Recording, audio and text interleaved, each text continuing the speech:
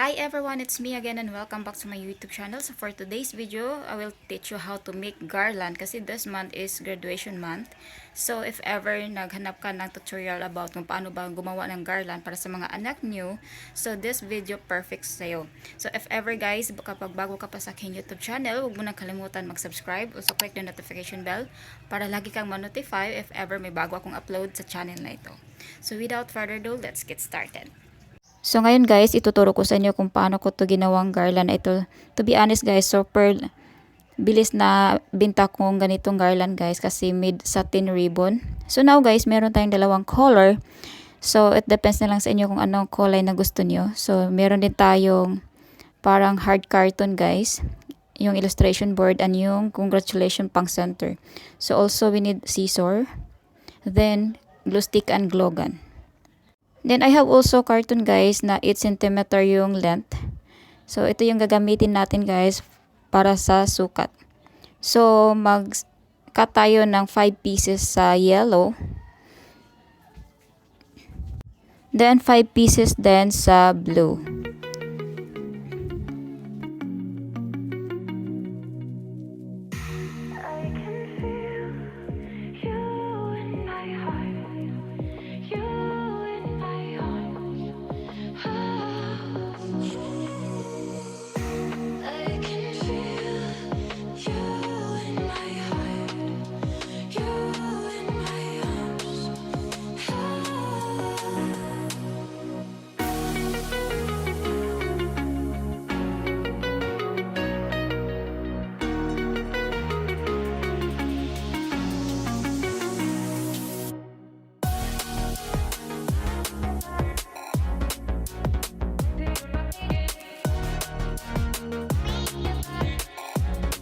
So, second steps guys, kailangan natin kapag meron kang lighter, pwede din lighter gagamitin nyo. So, sundan niyo lang ang lahat ng mga step by step process kung paano ko siya ginawa. Super easy lamang siya guys, super bilis. So, tupiin lang pang paganyan. If ever guys, gusto nyo magbenta ng mga garland, so I suggest na ganito na yung gagamitin nyo yung satin ribbon kasi mas mabenta to siya guys kasi long lasting at hindi mabilis masira. So, I'm sure din na mas mabenta po to ngayon. Kasi dahil din sa color niya guys na super ganda ng color niya. Then perfect talaga guys for business.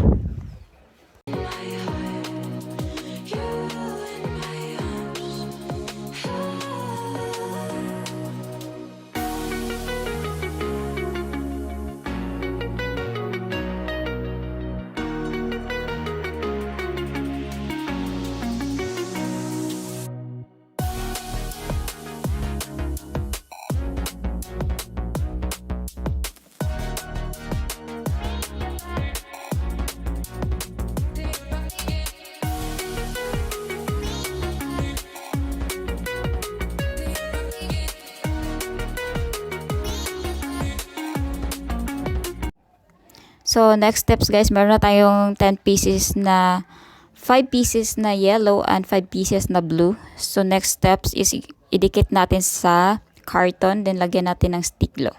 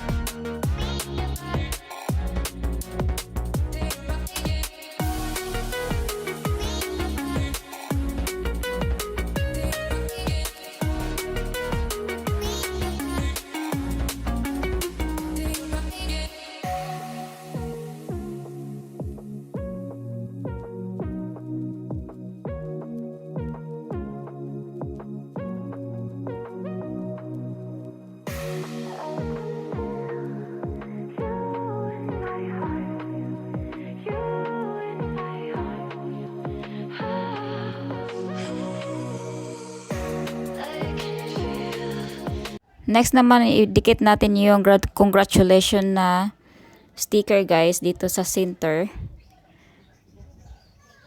So, pag ganyan lang siya guys.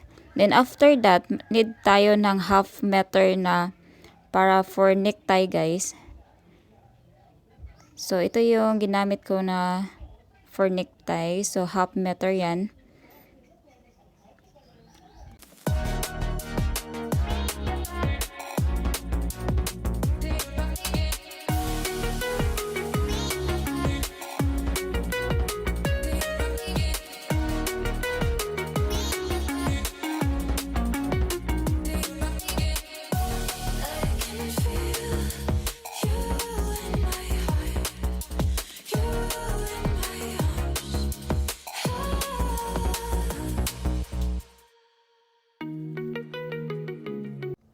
So, final step na po tayo guys. Ilagay na natin siya or idikit na natin siya dito sa necktie natin.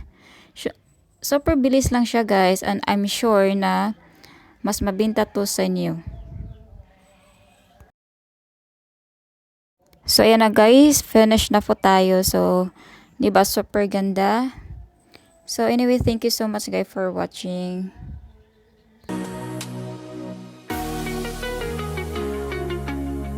So that's our vlog for this week guys, at sana po nakatulong tong video na ito. Thank you so much for watching everyone, and see you in my next video. Bye! God bless all!